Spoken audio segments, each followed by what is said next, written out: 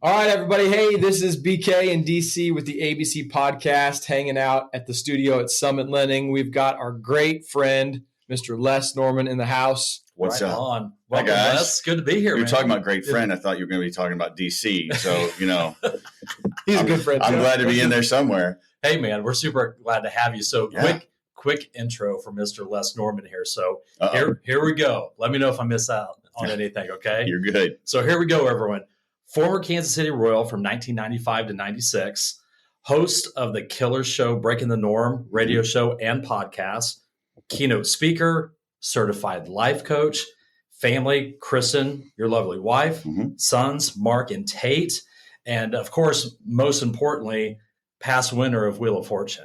Yes. Right? Bro. Yeah. I would have led with that. That is a resume, man. Well, because I speak a lot, people want your bio, and I'll put in the email, I put as many things as I can and say, don't use it all.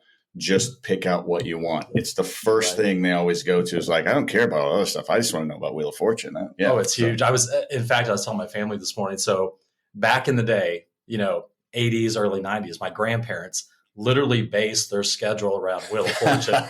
This is no joke. It was like local news, and then it ran into Wheel of Fortune, and they would base dinner times and everything. Supper time.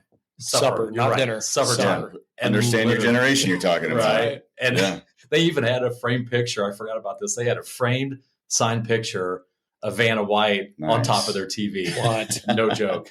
No joke. Seriously? That's selling out to the show, man. Right. It is, I know Les kind of like, oh yeah, Wheel of Fortune, that's part of my thing. When I saw you speak at the chamber event, you were like, somebody had that picture for your main picture to introduce you, and you were like, oh man, I can't believe you used that picture of me. That's your main picture on your website. Yeah. So I don't feel bad for you at all. That's my bride runs our website, so that will change 3 times in the next month. Just kind of floats in and out. So you just caught it at the right time, I guess. That's amazing. And we'll get into leadership and about the podcast, ABC, always lifting people up, being positive and things like that. So real quick, that thing actually started on a bet from your son. Did my son, who's 17 now, Tate, it was when he was 11. We're sitting on the couch, and I was just rattling him off because I've been watching it since I was little. It was when it rained, I was inside watching either baseball or Wheel of Fortune. Right. And then I kept doing crossword puzzles and watching Wheel of Fortune while I was playing because it kept my mind sharp. And, I always want to be thinking through, because when we get tired or hungry, your faculties come down a little bit. Exactly. And so I kept getting them, and I'll give you the short version, but he said, my son was sitting next to my wife and I was on the other side. And he said, Daddy, you need to let us have the last puzzle. Seriously. Cause the bell dinged, and then you could, $1,500 per or whatever it was. And then they'd go one at a time. So I went in the kitchen, started chopping food up, started chopping vegetables and making dinner. And there was only like 3 tiles left. Yeah. And I'm standing there just suffering. Like, come on, you got it. And then I just blurted it out. And he stands up and he says, that's it. You're going to be on the show. I'm like, okay, yeah. He's like, no, I'm serious. You got to make a video. And I said, you've done the research? My wife said, yes, he's done the research and you're going to make a video. We were talking about it. I said, okay, how many people send in a video? He said, about 1 million. I said, what are those odds? And it was more rhetorical. What are those odds? And he answered 0.0003%. Okay, Tate. Yeah, he'd done the research. That's why he's my resident genius. But so the other thing I'd add is that I told him I would do it. A month later, he comes in from cross country practice and said, hey, did you do it yet? And I said, do what? What did I do? What did I forget? He's like, did you make the video? And, we try to teach those we love, lead by example, teach integrity, all those things. And he said, well, if you didn't do it, you're a promise breaker. Like, I could literally feel the sword go through my my chest and back. And so we went upstairs, did a video. And then the last part I'll say is after we recorded it on his iPad, it's a 30-second video. Right. And he said, okay, there's 3 things you need to remember before I hit send. Number 1, you will be on the show. You need to understand that. Number 2, you're taking me out of school because I'm going with you to California. And number 3, because it's my idea, We have 4 people in the house. I want 25% of the winnings, the cash winnings. Oh, you're joking. No. Okay, no, so he was on it. But time out. Yeah. This is your son also who does the gaming, who has turned that into like a business at 17. Almost a business, yeah. Right. He'll go pro next year at 18. Yeah. So Tate's no joke. He's no joke. I mean, like last night our printer died. We had another printer. I was doing something else, so my wife said, Tate, you gotta take a break in your game, get our printer set up. Right. She was fiddling around for about 45 minutes, and in like 30 seconds he had it all ready to go. And he's just a genius. But so they ended up calling. I tried out in Kansas City when they came. They called me back. I made it, went out, and we won won that trip to Costa Rica, which was amazing. Wow. And that was incredible, but almost 12 grand in cash. So I had to put $3,000 in his account. And so straight up, he didn't let you forget. Oh, no. Well, I wouldn't have, because I already blew it and told him I'd do it. And then I forgot. Right. But that was my doubt. I didn't think he was going to do it. And it's amazing how, whether it's our brides, girlfriends, kids, especially little kids, how much they teach us and how accountable they keep us. And he didn't mean it in any kind of negative thing whatsoever. Like, Daddy, you're a promise breaker. It was a joking thing, but behind it, it's like, you decide whether you're going to keep your word or not. And of course, he didn't say that. So I made it. The day I found out I made it, I ran to. He had a cross country meet. He's standing by all his friends, and I didn't want to embarrass him, but I'm like, dude, you were right. I just got the call. We're going to California. I'm going to be on Wheel of Fortune, and he's standing there straight facing me, like, I have friends here. Can we do this later? Right. And so I said, aren't you excited? And then he said, this is a great ending for this. He said, look, I told you you'd be on.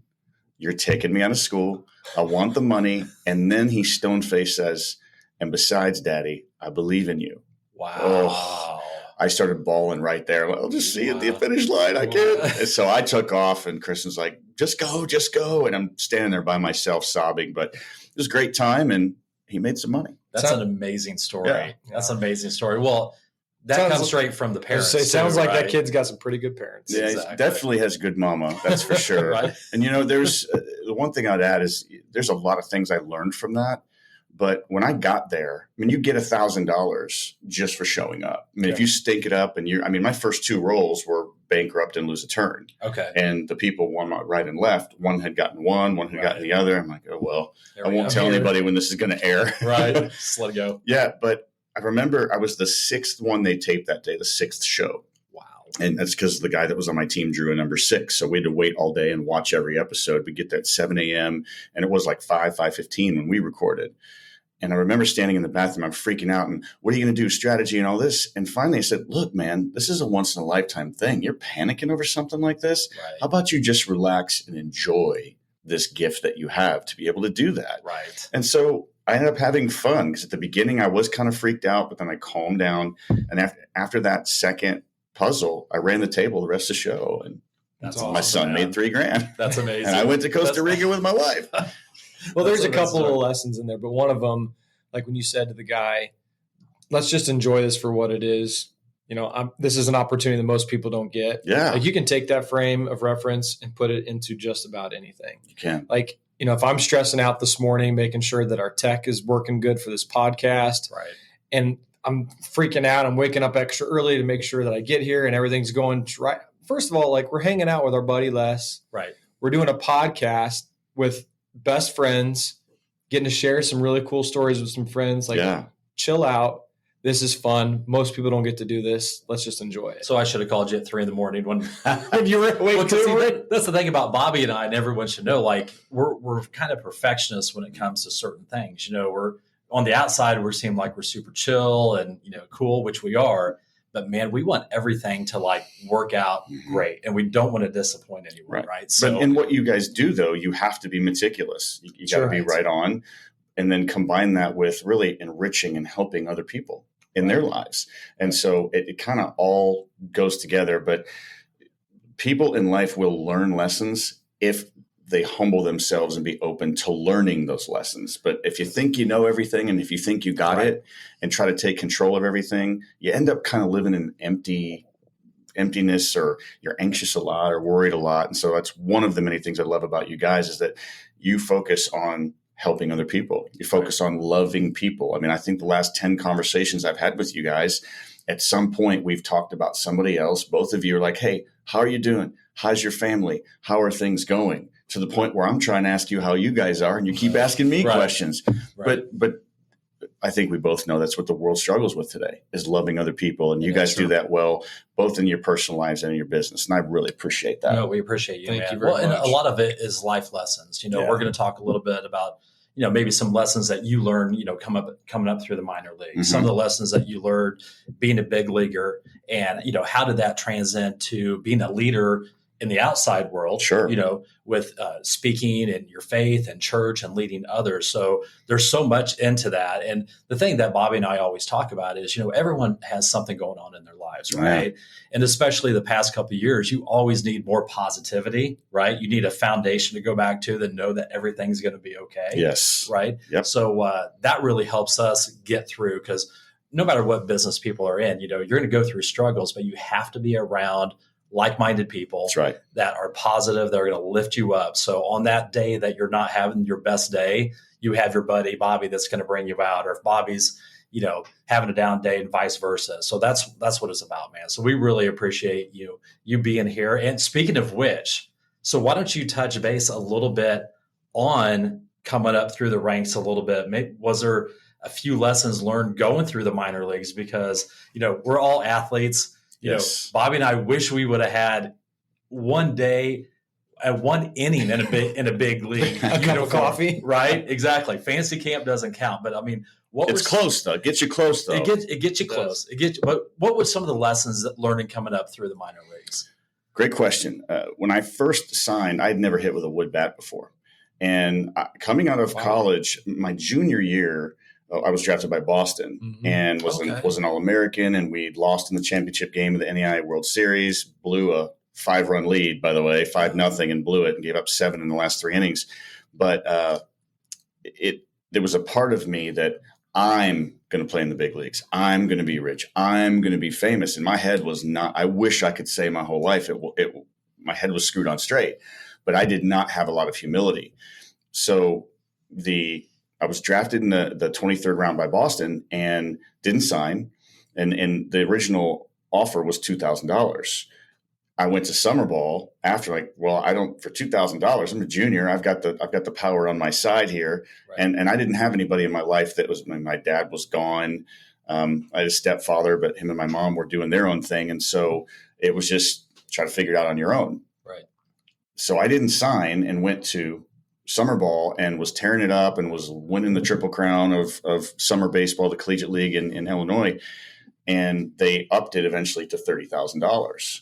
But by then I had so hardened my heart and felt like I was so slighted that I said, nope, no thanks. If you don't come back and call me about baseball. We can talk, go to dinner, but don't talk to me about baseball unless you come back with $50,000 instead of $30,000. Oh, wow. And that's pretty arrogant. That's really arrogant. Right. And you can feel free to agree when you're not. I mean, that's, right. I try to teach my kids lessons off of those mistakes. And so when I signed with the Royals the next year, and I love that God has a sense of humor, because the first amount that Boston gave me was $2,000, upped it to $30,000.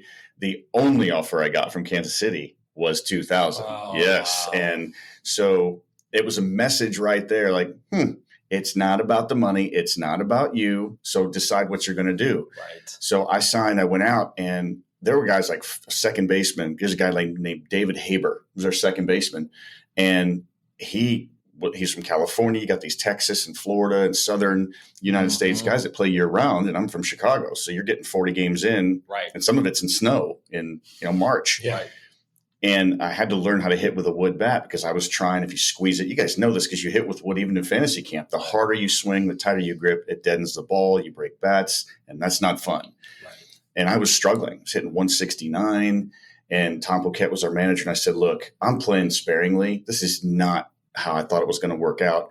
Obviously, there's a lot that I need to learn. So I'm going to wipe out everything I know, and I'm going to do everything that you tell me to do, because there's not a whole lot worse than 169. Humility lesson number 2. Right. Number 2, humility lesson, because I'm failing at baseball.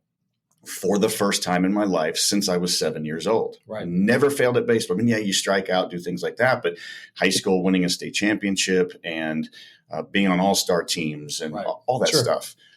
Playing on the Olympic team after high school, all those things. And now all of a sudden I'm back to the bottom of the barrel. But I feel like as a man of faith, I can't be the most moldable until I empty myself of me and think of other people. So I did everything that Tom Poquette taught me. And about a week later, I had gotten injured, but came back. And my first 2 at-bats were outside fastballs. And I hit them over the right center field wall for home runs. Like, so that's how this works. Right. Wow. Right. I got my average up to about 245, but 2 big doses of humility right there.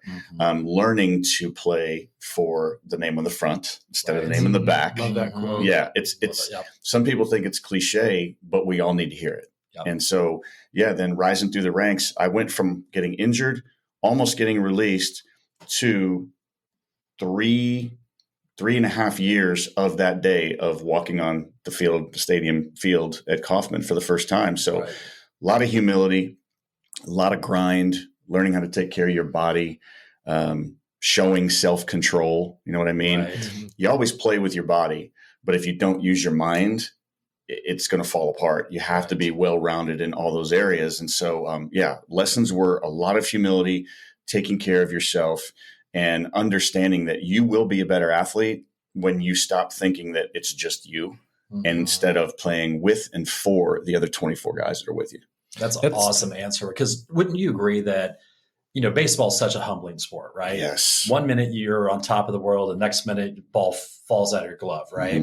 So don't you think that's pretty common with a lot of young athletes coming through the ranks? Because ever since elementary school, high school, college, all that, they're rock stars, right? Yeah. And then they come into the minor leagues, which is and they're roadies, itself, right? And they're roadies, and you do that. That's a big check, and I think that's a lot of those guys who don't make that mental mind shift. That probably the mental part of it keeps them in the minors and not making it to the big show. Right. There are millions of guys, and my son's older team were a showcase baseball team, and this is their junior year, just finished up their junior year. So this is when they're going to get recruited. So now we're talking to college coaches, and I keep telling them over and over again, you have to be humble. You have to work hard. You have to make sure that you build your character first instead of just, this game will humble you just because, we have a shortstop that's really good. And I keep telling him, look, you're an excellent player. You're going to play in college as long as you stay healthy and keep your grades up. Right. The problem is what will separate you and make you successful is you have to understand there are 500,000 shortstops out there that are your height, your weight, you're slower, you do have power, but they're all wanting the same thing. And the thing that makes you different is when you move up, will you work hard, will you stay passionate, and once you get there, will you have the emotional capacity to not let the game get surreal to you? So many guys are talented to play in the big leagues, so many guys. But the one thing that keeps most of them from getting there is that the game gets too big for them and they can't handle it mentally or emotionally. Wow. Well, I think that's a perfect transition to how that translates to any industry in the rest of life. Yeah. Right. And everyone can grow up and you can be talented and you can be smarter. But if you don't position yourself mentally and spiritually and physically, whether it's doing mortgages or selling in real estate, or working in insurance or anything, or baseball, it doesn't matter. If you don't have all those things working in harmony, there's no possible way that you can live and feel fulfilled, not only succeed, but feel fulfilled. I think that's a big part of it. Yeah. So I'd like maybe you to jump into the conversation of, and you started to go there, but I've heard you say this phrase several times, and we say it too with our teams, but the phrase servant leadership. Yes. I'd like for you to speak a little bit about what that means and how those lessons in the minor leagues and growing up and being humbled brought you to that phrase and that mantra for the rest of your life. Well, I'll start with this saying: servant leadership only comes when you have a change of heart. And we're sinful creatures by nature. We're selfish creatures by nature. I mean, we're born in gimme, gimme, gimme, gimme. I mean, my first word wasn't mama, it was no. Right. No. So in servant leadership, a lot of people in this generation think, well, servant leadership, but what about me? What am I going to get? What am I going to get to do? And they don't understand that when you serve other people, your relationships are exponentially better. People's lives change. My wife is so good at this. She's got this amazing discernment that you can say something about your character and who you are. And by the way, side note, if you have to say something good about yourself, chances are you might need to check out from the neck up, because if you live your life a certain way, people are going to recognize it. They're going to be affected by it. And that's where the servant leadership part comes in. I can give you a big list on a sheet of paper, and both of you can as well, because you've been doing this a while. We can have all these attributes of servant leadership on a piece of paper. We can get in front of people and we can read the list, and you're supposed to do this. That's great. Giving people the information is only a microcosm of what they need. Right. So people need to see you living out. When you say it, that's great, but that's only the first half of the equation. The second half is, does he or she live that out? They have to be able to live it out. And so whatever arena people are in, whatever their profession, there's dads, there's moms, there's brothers, there's sisters, leading is a big calling. But servant leading isn't about giving up your rights. It's just about caring and listening and loving other people. And then you have to tie the bow around that of living your life based on how you speak. Because if the two don't match up, then people eventually aren't going to give you the time of day. Right.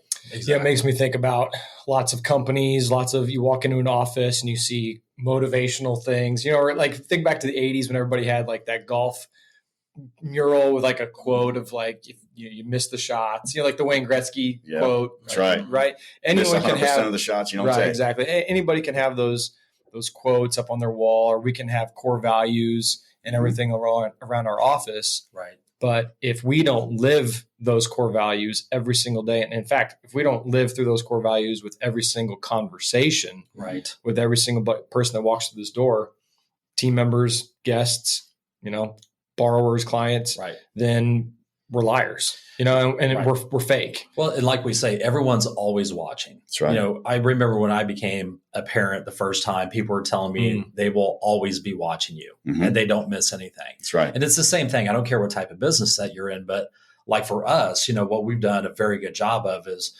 as we took you through a tour of the office and you see all of our different sayings, the ABCs and the TNTs, it takes no talent, but the people that think we're servants to are always watching us. That's right. So when we lay a certain, level of this is what we expect and everything like that, if we have someone on the team that doesn't meet those expectations, and if we don't address that, or if we just let it slide, you have the rest of the group that's looking at that and is like, oh, they really don't mean that though, do they? Yeah. Right. So we've had some tough conversations, but again, that's a reason why, over the years we've been successful, is because you set those expectations. But like you said, Les, you have to live those out. You do. And isn't it a lot easier, gentlemen, to live free instead of being fake? Oh my gosh. The lie after the lie. You if you live that way where you don't live it out, but you talk it, you yourself, the very core of who you are, gets buried in all the fake and the lies and the smoke screen you're putting up there.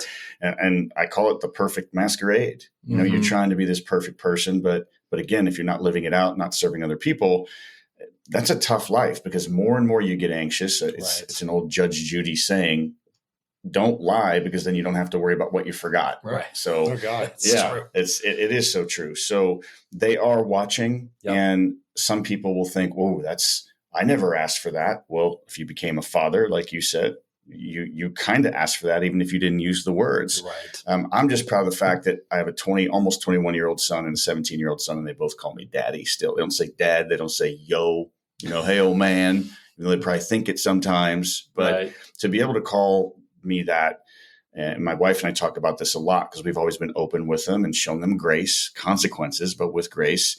But the idea has been to lead them. I can tell them all I want, but they're at the age now that they understand, and they won't follow the things that I teach them if my life doesn't match what I say. Right. So it's super important in life, in business, in friendships, and everything. That's a perfect transition to what you do with breaking the norm and what you do with some of your coaching. So you take some of those lessons. I imagine we'd like you to speak that with what you do with your sons, right? Yes.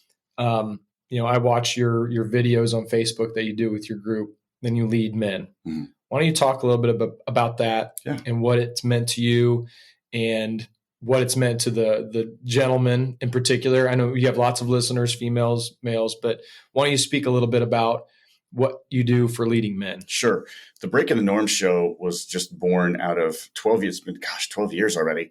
But 12 years ago, I was just listening to radio, just listening to sports radio. And it was negative. Right. And they were hammering on these people. And I really, even if it was wrong who they were talking about, or maybe they did something that wasn't right, it was a moral failure, or character, lack of character, that's still a human being. Right. And they're not there to defend themselves. And it's how I learned to forgive my dad, because my dad was super abusive when I was a kid, left when I was 12, never saw him again. Wow. And so I carried that pain all the way through to my mid-30s until I went to counseling, and someone said, have you ever considered what your dad went through? And that unlocked it for me. Right. To learn about other people. What some people might do is not okay, but you can maybe help them, number one, understand it. But then number two, you can learn to be compassionate and show sympathy. And most people know they're hiding or they're in pain or something like that. And so I used a lot of those father wounds to lead men, because there are so many of us out there that have wounds, but we're big, we're tough, we're athletes, we're professionals in business. Down, right? Oh yeah. Well, people don't need to see my junk. They're not interested, and I'm tough and I can handle it. Well, from age 12 to like 38, I wasn't handling it at all. Right. And my wife saw it and she said, hey, you probably should talk to someone. There's no joy. So instead of being that victim, I'm going to play that victor role. And it's interesting. People say, oh, do you forgive your dad? Aren't you mad at your dad? I do forgive him. And if he was alive, I'd hug him and say, hey, I get it. Don't even say it. I get it, because I had to learn that my dad didn't know his dad, that my dad was abused by his mom. And she was an alcoholic, and he was left alone and didn't have any skills. He didn't go to college. He was kicked out of his house. So my dad, my biological father, gave me an incredible gift. And besides God, I credit him for showing me what not to do. Now, he didn't know he was doing it, right? But everything my dad did wrong, I did the opposite. And so I've got healthy, God-fearing, intelligent, loving, friendly, humble children, also because of their mother. But I've been able to learn those lessons and show them that mercy and grace. And so through my radio show, I wanted it to be positive. Let's just go with positive stories. We don't need negative, because there's enough negative in the world. As soon as you turn your phone on, your computer, your TV, whatever it may be, conversations on the radio, conversations in the mall or at the store. Mm-hmm. So I wanted to be positive with the radio show, and it was a 1-month experiment. And then here we are 12 years later. And on the coaching men, men are called to be the leader of their home, biblically. Now, that doesn't mean they're the boss of their home. Right. Trust me. My bride carries more weight in my house. She's only 95 pounds, but she carries more weight in my house than anything. Right. But there are so many men out there that their wives or their future wives are waiting for them to step up and be a strong leader, not be perfect, but be a strong leader, just to step in, to lean in, to learn, to grow, to admit their mistakes and be humble. And so I teach that through men's coaching. I help their minds get decluttered, help them get organized, come to the table and try to learn to be humble so you can talk to it and break down those walls. In the servant leadership, I do some servant leadership consulting for some different companies, and we do 6 sessions. So it's 1 3-hour session a month for 6 months. And people come into those a little skeptical because they hear servant leadership. Mm-hmm. Oh, okay, what am I going to have to do? My rights are gone. Mm-hmm. Right, here we go. But the first 3 sessions are all about how to become the best version of yourself. And you do that by investing in yourself. That's not selfish, because if I'm anxious, if I'm angry, if I'm frustrated, and I take that out on my wife and my kids, but I'm going in the opposite direction. I'm hurting their heart. I'm not leading. And so it helps them to become better, not by my judgment, but themselves. They can see that they're more than what they think they are. Behind every face, there's a drama unfolding. We're all hiding. Right. So in men's coaching, in the radio show, and in the servant leadership consulting I do, it's helping people see their worth, their value, and then living their life out along that vein versus trying to live up to something that they can't even live up to in their own mind and heart. And that's what breeds the anxiety and the fear and lack of self-control. Well, that turning point of almost giving people permission to be vulnerable, to let things out, goes back to the thing, your wife saying, hey, Les, why don't you go talk to someone about that? Yeah. And that literally, like you said, unlocked everything and completely changed your life, right? Yeah, that's when the joy started. Yeah. Absolutely.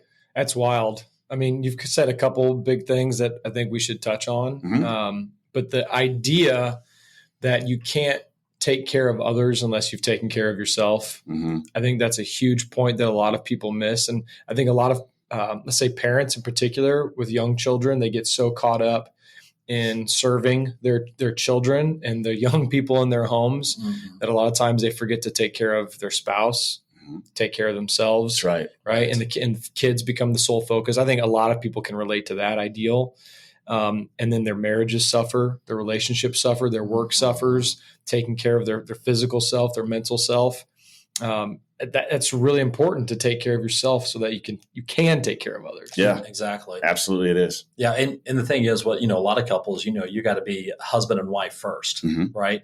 You're going to be mom and dad for, a really highlighted, you're always going to be a mom and dad. Right. But when they turn 18, as or 22 and they move on, I remember going through high school and seeing a lot of my friends' parents split after high school, right? Because they just became parents, right? And then they didn't have anything in common and they kind of went away. But, I'm listening to this whole conversation and, how fortunate your sons are because, man, if we could all go back in time and be a young man and have someone, a mentor or a parent or someone at church say, hey, it's not all about you, right? It's not all about you. It's about other people and helping them. And, like you said, it's all about the name on the front of the jersey. Yeah. Interesting and real quick, there was a guy that he was on the school board where I grew up. And this is after my dad left and my mom wasn't around much. My sister was off doing her thing. So I dove into sports.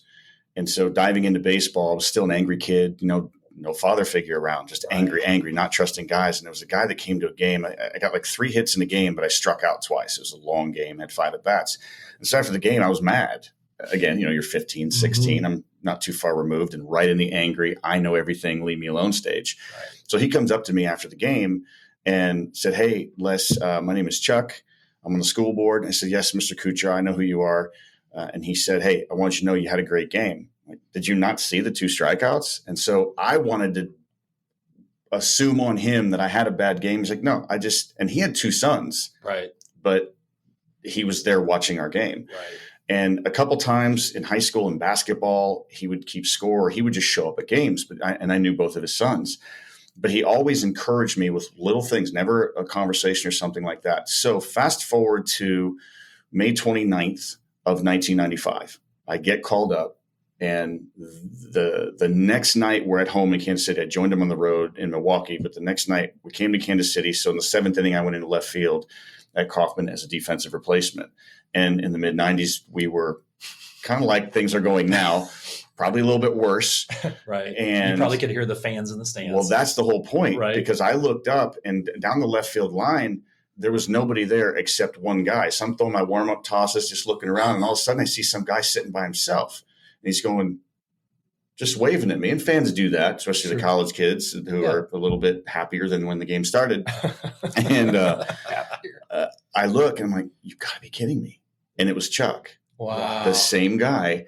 He read in the paper that I just got called up, immediately booked a flight just to show up to let me know that he was there for me. No. Now I'm 26 now. It's, it's all these years later. It's 11 years later. Right.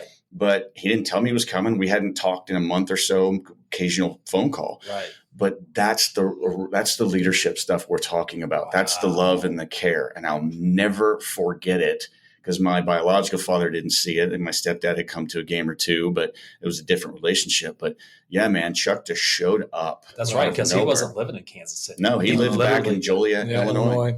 Shout out to Chuck. That's awesome. Yeah. Last week we did a show with Duke and Dina, and we did a show the week before, just DC and I talking about the people that have made lasting impressions on our lives. Mm-hmm. And we both grew up also in at some point broken homes, right? Mm-hmm. And parents split up. Well, it's common, isn't it? It really is common. And actually, which is a little scary how closely aligned you and I are, the 12 to 38 thing.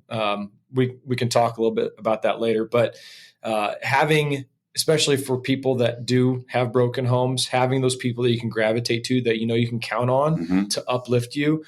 Actually, DC and I, we have an expression.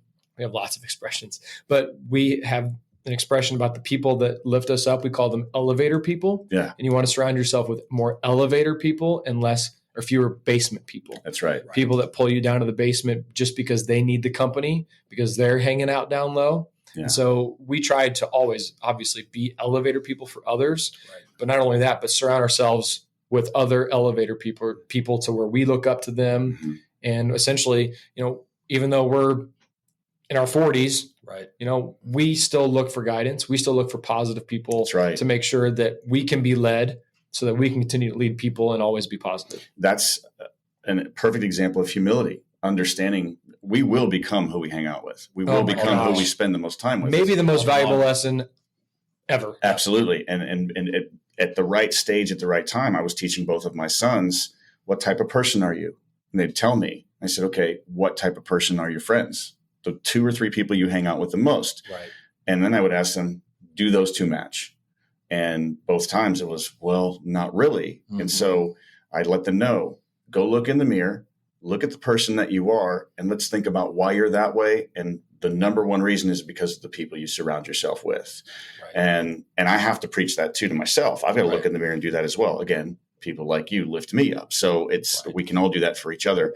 So it is so unbelievably important to make sure you do that. It is. One of the things that we always like to do, whether it's here or our buddies or Royals Fantasy Camp, which is literally one of the best things that we've ever done, is we always tell people, hey, we're going to be on the sidelines with pom-poms cheering you on, right? That's right. Let's go, right? Because, you just don't hear that enough.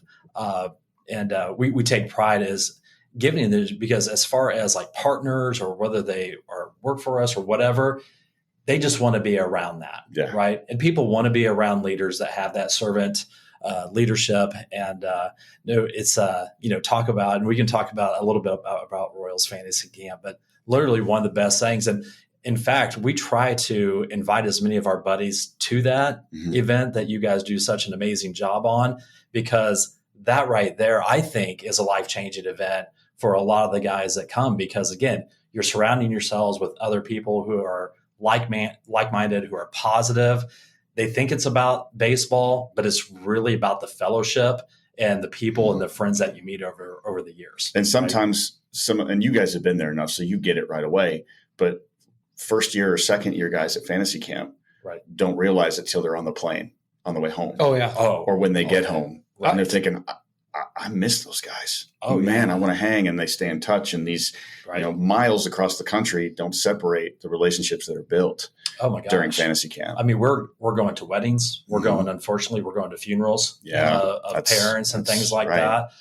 In fact, this is probably a good point to show one of my favorite pictures. It was my second year of fantasy camp. This is awesome. Do you know what it is? I think I'll recognize it when I see it. Right. I gotta see it. So here we go. This is my favorite picture. Make sure that's outstanding. Right? I didn't know you had that. I sure do. Second year of fantasy camp. Oh man, that's awesome. Fortunate enough to make a good catch, and Mr. Les Norman comes off the field and jumps in my arms. But yeah, man, that's hanging downstairs over our bar. Oh, man. And my wife, Chili Pepper, who she's like, oh my gosh, you've got to take that. That is awesome, dude. Right? I love that. Isn't that amazing? Yes, I love that. That's outstanding. I'm glad I didn't break your back. I know, right? It looks like you were leaning back, like I got a running start. Well, I was a few years younger, so we all were, right? Exactly. Yeah, I think that's a great point. In that, like personally, I'll be honest, complete vulnerable moment.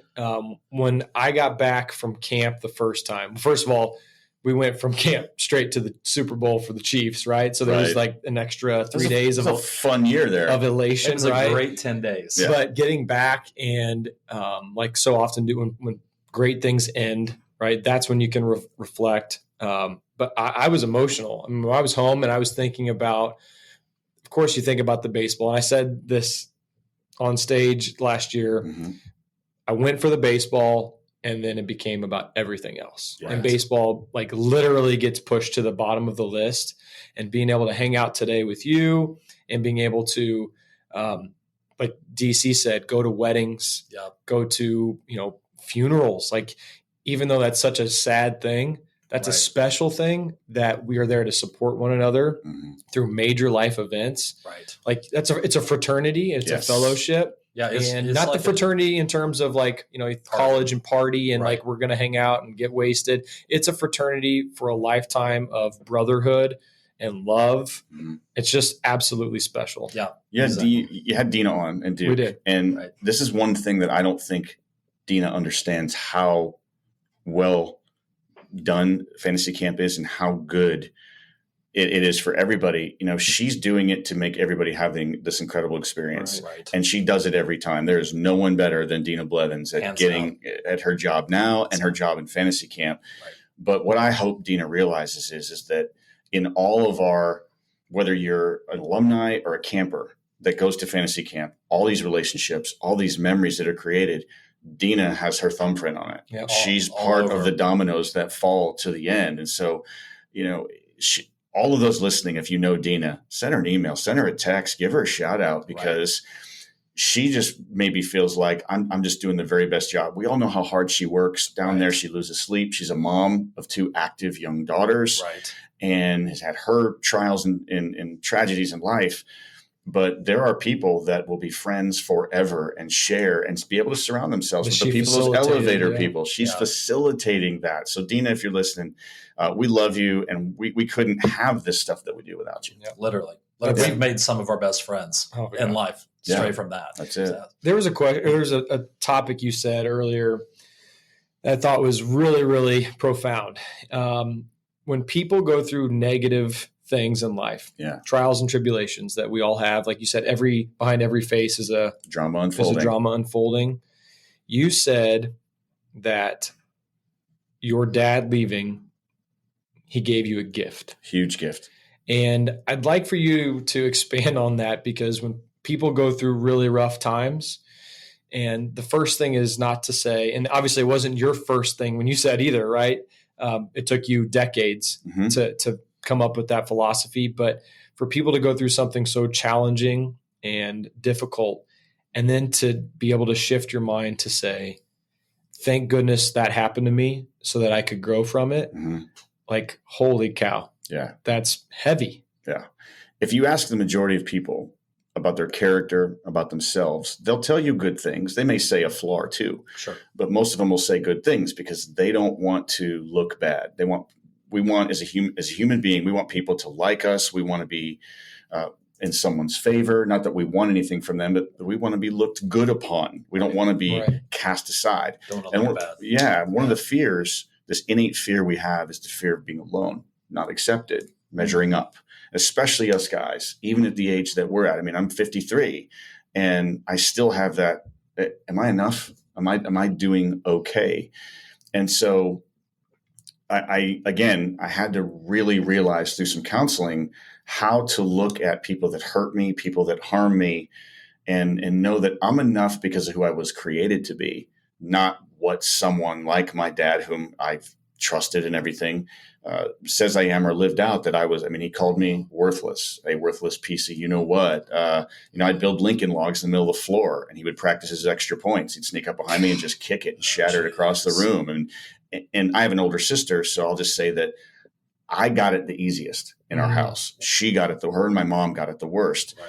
So learning the life lesson, being able to humble yourself, really unlocks the door for healing. It unlocks the door to, and being humble is not being less than. It's not that you're less than somebody else. Right.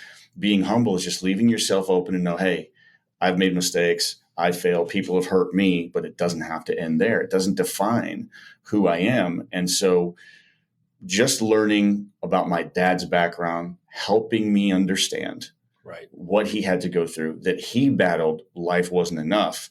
Once I became aware of that, it became my responsibility to lift up a legacy that he blew. He didn't have a good legacy. But if I tear him down my whole life and his memory, what good does that do anybody? Because his blood runs through my son's veins. Absolutely. They never met him. Right. They only know. And if I go to my sons and just continue, your grandfather, your biological grandfather was this big jerk, and don't ever think positive about him. I'm teaching my children to hate somebody that makes mistakes. I'm taking the ability to share grace and compassion and sympathy away from them. Now, I also have to tell them, well, this is what he did. And so these are the consequences of it. You know, he was an alcoholic and blind and had cirrhosis of the liver because of drinking so much. And he ended up sometime trying to cross a road in the middle of the night, got hit by a car and was killed. Oh my. It was down in Texas. I didn't know about it until 3-4 years later because he didn't call any of us. Right. But again, it simply comes down to understanding who you are, understanding whose you are, and not playing that victim all the time. No matter what the negative things that happen to you, something good can come out of it if you're willing to search down that road. Well, and also you're teaching your sons, because if you're to continually, put down your dad, psychologically, they're like, well, that's my grandfather and I have the same blood. Yeah. So what does that do to me? Am I less than now too? Right. Right. Oh, yeah. And also I'm sure there's some compassion in there, even though he was obviously not a good father, but he never had someone step in to be a role model that could turn that switch for him to stop that probably generational handing down. Absolutely. Of abuse, right? That's a great call, DC. Yeah. Right. Again, people will ask me, how can you say you forgive your dad? Or when I say something, like I said earlier, like I wouldn't change a thing. And I wouldn't change one smack, one whip of a tree branch, nothing, none of those words, because, we would do anything for our kids. We would do anything for our spouses, anything for the people that we love. I would do anything for my boys. And if that means my dad didn't get it right, but I'm the bridge for them to get it early on and to think back, and mom and dad cared. They loved me. Dad coached me. He taught me. When I failed, he didn't cast me aside. He showed me grace. He taught me through it, but he never stopped loving me.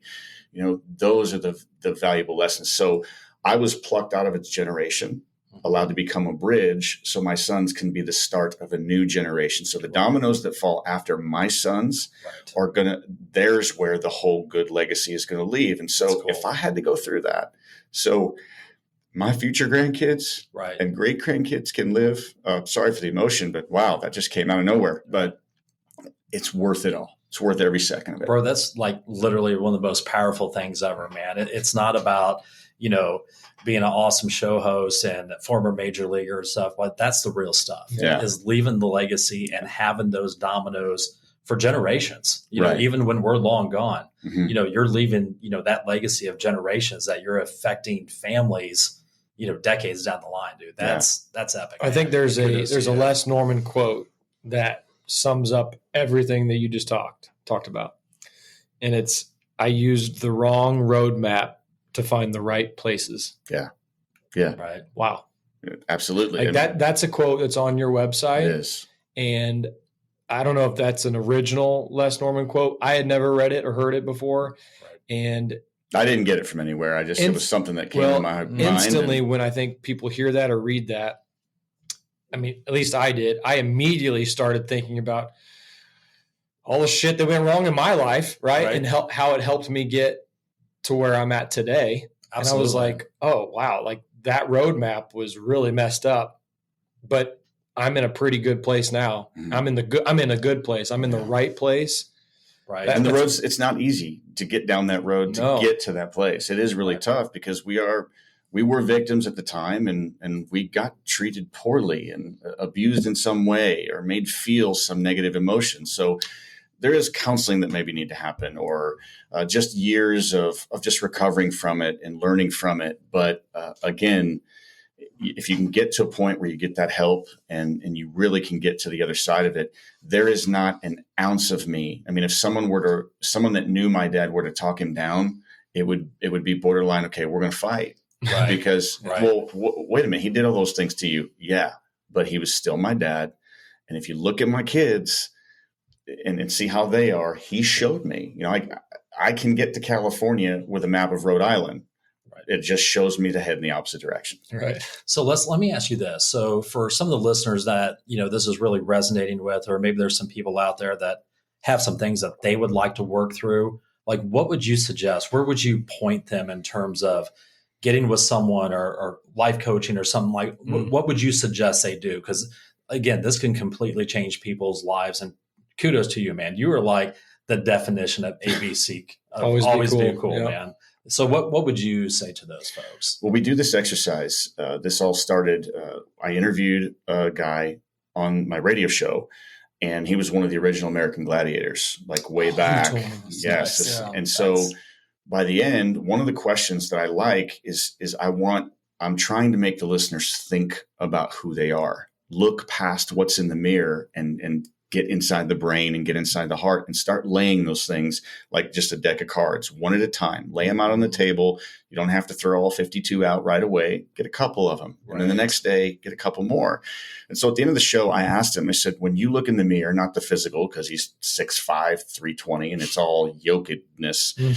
So yokedness. So I said, when you look in the mirror, what do you see? And this 6'5", 320-pound former superstar started crying on the air. And this is when I was doing these shows live. Right. So we ended the show and I talked to him, and it was at that moment that I realized, man, there are people out there that, not because I say so, but for their own health and their families and their loved ones' health, need to strip that junk down, need to get through the layers. And so one of the things we do in the servant leadership in these businesses is I'll put one of the people, everybody's got to go through it, hand them a box of Kleenex, put them in a chair facing me while all their peers are sitting around them, but they can't look at them. They can only look at me. Right. And I asked them, say, okay, not what you see physically, but when you look in the mirror, what do you see? And every one of them loses it. I've had grown men start crying before I even ask the question, because they've been watching other people. Right, and they anticipate it. And they anticipate, and they go, oh, man, now I got to be vulnerable. But we don't just leave them there. So they'll tell me, they'll break down and they'll strip it. And they feel like, oh my gosh, I'm a crying mess. And I can't believe I just said all that. And then I turn the chair around, and one by one, all the people around them get to say something to affirm them. Wow. So it's the mirrors and speak life exercise. And it is a 100% success rate, because people will seek counseling. That's a success. People will start to listen, not in an arrogant way, but, I do have something to offer. I do have people that love me. I have elevator people right here in the office that will lift me up. And so, in that coaching, I'm just trying to help these people understand through that exercise that they're going to be okay, that they are valuable, they are worthy. And you are not based on what someone says about you or what someone did to you that hurt you, even some of those consequences that you might still have to deal with, whether it's financial or emotional or whatever. And then to tie that whole thing up, it's not about what they say. It's not about what happened. It's about who you were created to be. And you have more of a choice to mold that than somebody else and what they say. I think, wow, that's awesome. I think the poster that's around our office, the one that's right behind you right now, DC, summarizes that exactly. I noticed that when we came in right there. I'm like, I love that. We've got about 3 of them hanging around. We do. That's our constant reminder to ourselves, because we're vulnerable, and not everyone is our champion, right? Not everyone's cheering for us. Not everyone's cheering for us. And so it's a reminder that sometimes when we feel a little beat up or we don't feel worthy, that, we're strong, and, lions don't really care about sheep's opinions. And I know some people don't really like that quote, but if you've got somebody that's trying to tear you down, that's not a supporter. That's a sheep, and a lion really does not give 2 thoughts about that sheep's opinions. Right. Well, and again, it's protecting who you have in your life, right? Right. Yeah. Have those elevator people around lifting you up all the time. And DC, you'd mentioned something a little while ago too about the whole dynamic of kids and raising kids. When my kids got to age 12, that was the magic age that I started to say this, that when they crossed their mother, that, okay, now you're not disrespecting your mom. Right. You're disrespecting my wife. And so they have to understand that mama came first, and that's another manhood lesson that we've learned. And so if they say something and a little sarcastic or snippy, all I need to do is lean in like, really? Like, oh, mom, I'm sorry. It's your teammate. That's your teammate. Absolutely. And she's a lot better looking than some of my older teammates too. Right. So it's just that lesson, like you said, DC, it's about protecting those that we love that are in our home. And I love that quote. Lions do not care about sheep's opinions. Oof, that's so good. I'm going to get me one of them. Right. Hey, we probably can help with that. We might actually, right. We'll look into that. That's cool. That. Well, why don't we pivot a little bit? And we're getting close to the end. So why don't we talk about some funny stuff? Like maybe you can share some funny stories or share a funny story about your time in the bigs or your time in the minors or fantasy camp, or just something that involves something that always makes you smile when you think about baseball. Right. Yeah. The first one I think that comes to mind right away is the day I got called up. I got set up by, usually there's a little trick that happens, but I got set up by the entire Royals organization. And it was you got punked? I got punked. Did you? Hard. Yes. Really? So we're in, yeah. Let's go. So we're in AAA. We're in Omaha, and Mike Jersley, the former Royals third base coach, was our manager. Oh, nice. And I can't remember who we were playing, but it was like the sixth inning, and we were just laying it to this other team. I mean, I think I had 4 hits that game. The guy behind me had 5 hits that game, and it's only the 7th inning, and there's no 10-run rule in pro baseball. Right. So, we once won a game in Nashville 25-5 that took 5 hours. I went 6 for 8 that game and was only the 3rd best hitter in our lineup. Somebody went 7 for 8 and somebody went 8 for 8, and we hit like 13 home runs as a team. But didn't it feel ridiculous. Good though? Oh my gosh. Awesome. Now I've been many times. It seems like I'm patting myself in the back there, but I've been on the other side of that many times. So you got to enjoy them. Right. So we're in Omaha. There's 2 outs. I'm leading off first base, and again, we're up by 10, 15 runs. We're not going to steal. Right. We're wearing these guys out. And so Keith Hughes is up and he lines out, but I just did a secondary lead, 2 outs. I round second, guy catches it. Okay, we're out of the inning. So I get to third base and I hand my helmet and my gloves to Jersh. I'm playing right field. Hughes is playing center or flip flop. I'm in center. Hughes is in right. And I said, Keith, did you see a sign by chance? Because when I got to Jersh, he's like, did you see the hit and run? I'm like, shut up, dude. In a friendly way. I'm like, shut up, man. Come on. We're up like 12, 15 runs. You're not giving no hit and run. You start a brawl. Right. And he had the straight face like he wasn't kidding. I'm like, are you serious? Dude, there's no way. But let's talk about it after the inning. So I go out and I said, Keith, we're playing catch to warm up. I said, did you get a hit and run sign from Jersh? And he said the same thing I said. We're up 15 runs. He didn't give a hit and run sign. Right. So I made a beeline for Jersh after that inning was over. I mean, straight to him like, Hughesy said the same thing. You didn't give a hit and run sign. And he said, Hughesy couldn't find his you-know-what if you were in a paper bag. He doesn't know. And he was getting mad. And so now I'm getting mad because I know he didn't give the hit and run sign because of the baseball unwritten rules. Sure. Right. And what I didn't realize, though, is I wanted to fire back on him. But in the dugout is our minor league coordinator in town, Joe Jones. Duke was in there. Okay. So he was the roving pitching guy. Our head scout was in the dugout, and then like 2 other big wigs that were roving guys in the organization. Some brass in there. Huge brass. And by this time I was doing really well, but I didn't think I was getting called up yet. Right. So this is in May. So the game is over. We're all hooping, hollering, big win. I'm literally don't get a visual here, but I'm getting undressed. My pants, my sliding shorts, my jogging cup are on, but my pants are down around my ankles. I'm getting ready to get in the shower. Right. And Jersh slams the door to his office, and everybody's like, whoa. What the? He's like, Norman, get in here.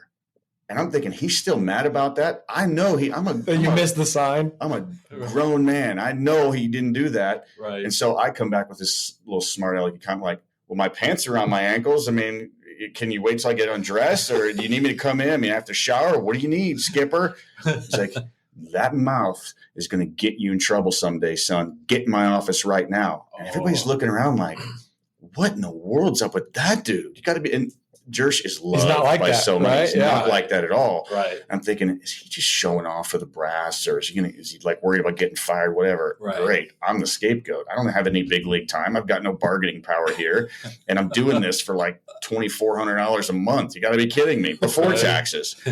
So I turn the corner in his office. There's an empty chair in the middle of the room, and all the brass is sitting in a semicircle around the empty chair. And Jersh sits down and slams the door behind me, thinking, well, this career was fun. This was fun. Yeah, it was fun. That was good. This will be a great finishing story for someone down the road. I'll just pay my ticket to go to big league games. So you thought you were being straight up cut. I thought I was getting released. Wow. Now, again, I'm hitting 380 playing every day. So maybe they just didn't like my attitude. You're I don't confused. know. I was severely confused, no little about it. So I sit down and say, Jersh, let me start by apologizing. I'll be honest with you. I think I'm right about the sign thing. However, I'm going to apologize, but you're wrong. I'm going to apologize in my passive-aggressive way to say, you're a jerk, you're wrong, but I'm sorry. Right. So again, a little lack of humility there, a little lack of understanding. Right. But I said, but the way I came at you, especially in front of our team, was very disrespectful. I did not follow the chain of command. I should have just listened and talked it out, but listened first. The greatest example of a servant leader listens first. Start with why. Yes. So I said, that's all I have to say. I'll take whatever punishment you have.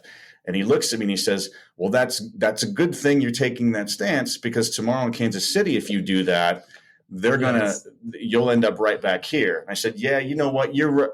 Wait, what? Well, say that again. Like, this was a joke. I know I didn't give you a hit and run sign. And then they all start laughing. I'm like, you've got to be kidding me. And he's like, and he just pushes the phone forward and said, you're probably going to want to call your family. You just got called up to the big leagues. Congratulations. Oh, man. And I started bawling in the chair. I lost my mind. Right. Called my mom, called my stepdad. My stepdad still owns this tavern in Wilmington, Illinois. And he held the phone up and he had a tavern full of people like, you got the call. And everybody's cheering and screaming and I'm crying. And I have to compose myself, because you're going back out into a clubhouse where everybody wants to get called up. Right. 2 or 3 guys, your closest buddies, are happy for you, but everybody else is like, damn. And all of a sudden, that should have been me. Mm-hmm. And then there's a couple people that then will ostracize you for the next 20 minutes because they're the ones that want to get called up. Not everybody in a clubhouse is not everybody's your cheerleader. That's right. Not everybody is. That's full circle on that lesson. Some people are holding pom-poms. Some people are holding pepper spray. So there you go. We'll add that one. Do we have permission to say that? Yeah, absolutely. Yeah. Some people are holding pom-poms. Yeah, that's why I said it. Wow. Some people are holding pom-poms. Some people are holding pepper spray. So I composed myself and go outside. And it was – I ended up going to Milwaukee, which I'm originally from the Chicago area. Mm-hmm. They were on the road their last game, but they just flew me in there. And Mike McFarland made me go out and catch Kevin Apier. And he's got like 7 different sliders, and he was mad because when he pitches, don't touch his stuff. Gubaza had to be in the dugout. Don't talk to him. Like OCD routine, not routine. Right. I mean, like if you touch his glove, he will burn it after the game. And then, he's that kind of like, leave my stuff and me alone. That's just how he was. Wow. And I'm just dropping balls. But I thought they were doing it to rag on me. But what they were really doing was they knew that I had 50 people coming to the game just to see me in my first big league uniform. Okay. My parents were there. My sister was there. My high school coach was there. My college coach, teammates, friends were all up in Milwaukee back at the old stadium before they switched to the National League. Right. Yeah. Right. So, it was an interesting and very, very cool story, very humbling story. But I still took away from that, not just the getting called up factor. I took away from that, dude, you need to be humble at all times. Right. Humility cannot come selectively. So always learning, man. And that's just one of many. There was another time I was on the DL sitting in the clubhouse. So the game was going on. Jeff Montgomery comes in and he had just blown a lead, a rare time that Jeff Montgomery blows a lead. Right. And so he comes in and the spread table's out and there's hard plates. He took a plate and didn't see me. And my locker was kind of caddy corner behind this stone pillar. Right. And he whips it. Monty's a little dude, had a good arm. Oh, yeah. And he threw that Frisbee like plate across the room. It hit the wall or hit that stone pillar with such force that a fragment went through my jeans and stuck in my knee. Oh, you're kidding. I'm a rookie, man. I'm deathly afraid. And I just like pull it out, put my finger on it, just keep the bleeding down till the game's over. I don't want Monty to feel bad. That was fine. It was just a tiny little scrape. Right. So then he's in there. He's fuming. He's throwing stuff. He's mad. We end up tying the game. So Monty's going to go back out. And so Monty reaches, because he'd already taken his jersey off. So he reaches down in the bin and puts on a Pichardo jersey and doesn't know it and takes off. Hippolito Pichardo. Yeah. So he's running out the clubhouse. He's running down the tunnel. And then all of a sudden our clubhouse guy, Mike Burkhalter, runs after him like, I got to see this man bleeding from the knee or not. So I run down and I chase him to find out like, That'll be hilarious if he takes the field in a Pichardo jersey.